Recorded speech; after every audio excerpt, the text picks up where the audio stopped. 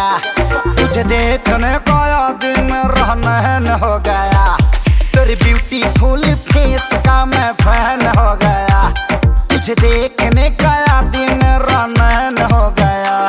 है तुझसे ये रिक्वेस्ट अब कराना बेबी वे, मैं तुझ पे फिसला जैसे है तू कोई बर्फ का गोला। कमरिया कोका कोका कोका,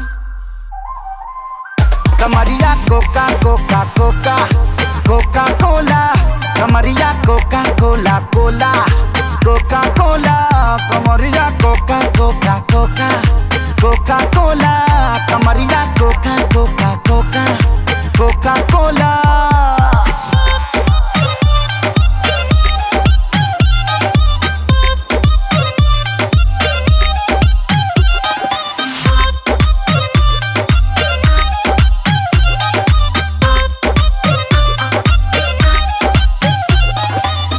से ना कोई कमी है तुझ में, तू एकदम परफेक्ट बेबी, रब तुझे बनाया लगा के स्पेशल इफेक्ट बेबी। एक नजर जो देख ले तुझे कुछ और नजर ना आएगा, तू चीज ही कमाल है बेबी,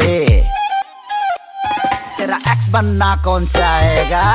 मेरे लिए लड़की तुम एकदम सही हो, लगता मोहल्ले में आई तुम नहीं हो, लुक तुम्हारा बेबी है परफेक्ट जी, हर तरह से तुम हो परफेक्ट जी।